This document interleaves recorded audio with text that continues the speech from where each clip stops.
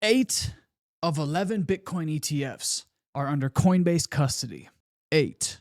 Coinbase CEO Brian Armstrong says they're the custodian of approximately 90% of all U.S. spot Bitcoin ETF assets. What could possibly go wrong?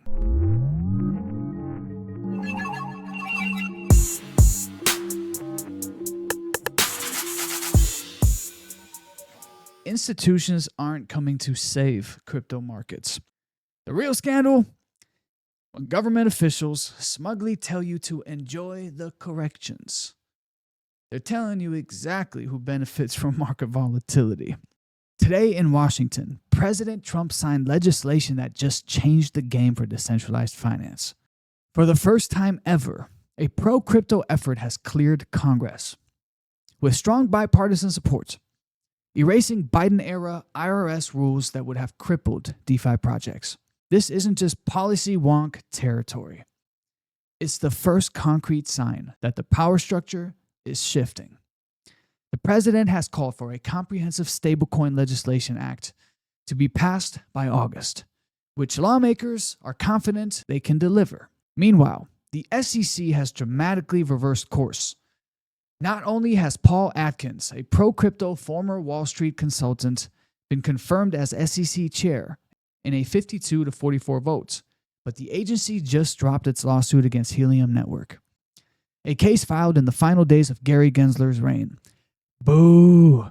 Helium can now definitively say that all compatible Helium hotspots and the distribution of HNT, IoT, and mobile tokens through the Helium network are not securities, establishing that selling hardware and distributing tokens does not automatically make them securities in the eyes of the SEC.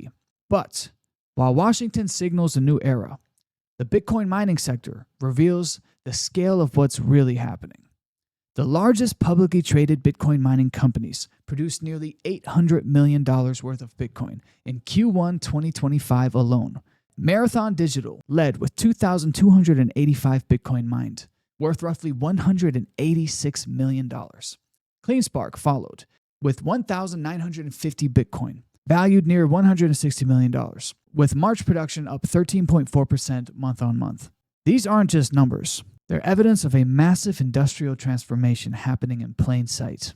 And here's the story absolutely nobody is telling you. While traders obsess over price charts, Bitcoin is quietly becoming vital infrastructure for democracy worldwide.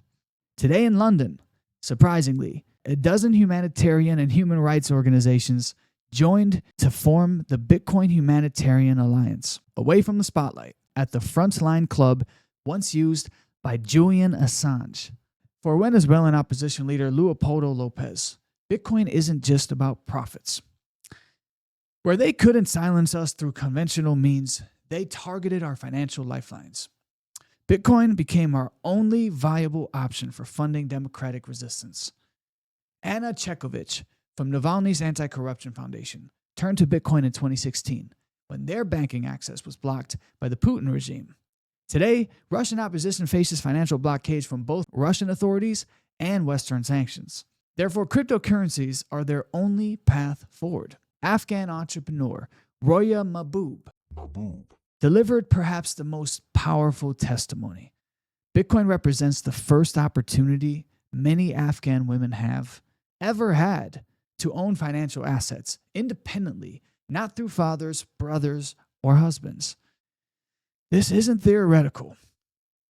Save the Children has raised over $10 million in cryptocurrency donations, with innovation lead Antonia Ruppel explaining how the technology revolutionizes aid distribution in crisis zones.